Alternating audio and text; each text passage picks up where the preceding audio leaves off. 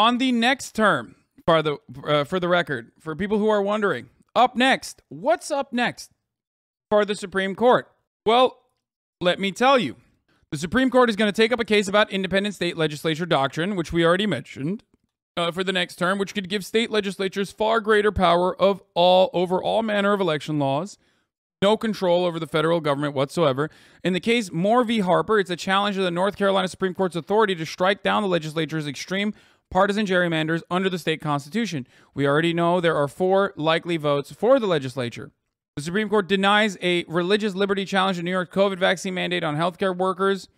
In his dissent, Thomas claims that COVID vaccines were developed with the use of aborted children. That was pretty fire. Just another, cool, fun thing that he did. The federal government can't control federal elections. Yeah, brother, that's how it works. Some other things that are going to... hold on. Some other things. You thought I was done. Up next on the Supreme Court agenda for the next term, get ready for businesses stopping gay people from purchasing their commodities. You like that one? Well, there's more. The destruction of affirmative action. These are all going to be in the next term on the docket. So there's that too. Oh, also potentially making it illegal to boycott. Stopping the BDS movement exclusively. That's another one too. What else? What else? I mean, who knows, dude? Who knows? Wait, really? Yes, really. Yes. So that's where we're at. Yes, they are taking everything back that happened during the civil rights movement. That is what they're doing in a vengeful manner. Okay. Can you explain why all this is happening now? Like, did they just wake up or some shit? Donald Trump became president and put 3 reactionary Supreme Court justices, making the Supreme Court supermajority 6-3. And 2 of them are young, too. Well, I mean, all of them are young. All the new 3 ones are young. So that's what happened. And once that happened, it was over. The Federalist Society had won. A project that they started off in 1982 finally came to fruition. This is like they had everything they needed. Yeah, the Indian Child Welfare Act is going to come under scrutiny as well. It was created in 1978 by the federal government to reestablish tribal authority over the adoption of Native American children. The goal of the act was to strengthen and preserve Native American family structure and culture. I guess the Supreme Court can also... Law tip, if anybody was unsure about the fundamentally reactionary nature of FedSoc, peep this. Stanford law student nearly blocked from diploma after mocking Federalist Society and fake Capitol riot flyer. When Stanford University law student Nicholas Wallace emailed a satirical flyer to law students pretending he was from the Federalist Society, a conservative and libertarian group at the chapter on campus, he almost missed receiving his diploma to graduate. Wow. His email promoted a fake event dated for January 6, falsely claiming Missouri Senator Josh Hawley and Texas Attorney General Ken Paxton, both the Republicans, would be joining the event to talk about a violent insurrection. It seemed to mock the Federal Society and conservative politicians who wanted to overturn November 3rd, 2020 election results. Wait, but like, I don't get it. I mean, they would do this, and they kind of did do this.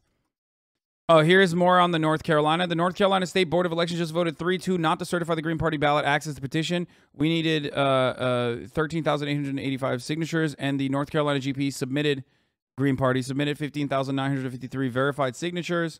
We did everything required, and they just said no. Is this what democracy looks like?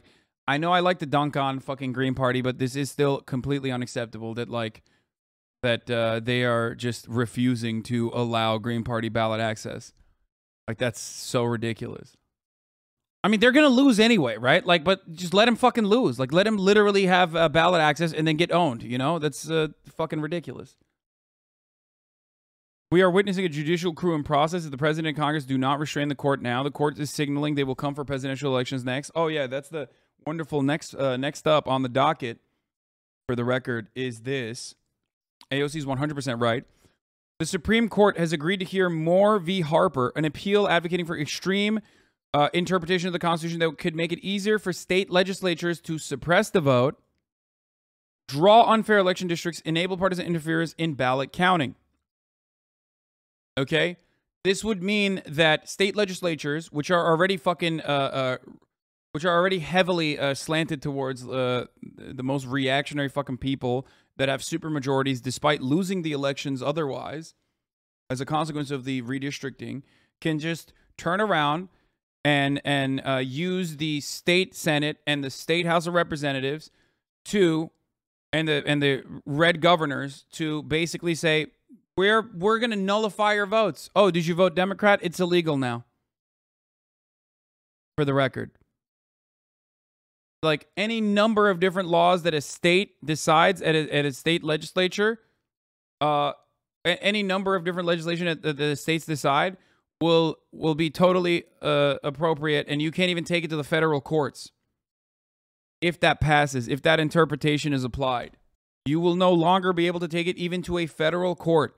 So you can't even sue your state legislature in the federal court for trying to, let's say, this would fundamentally stop even the fucking way to push back against it. You know what I mean?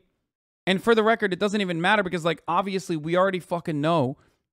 We already know that, like, even if they did let this pass, even without this decision, okay, even without this personal decision, even without this decision, we already have a heavily slanted right-wing fucking lower court and a 6-3 supermajority on the Supreme Court.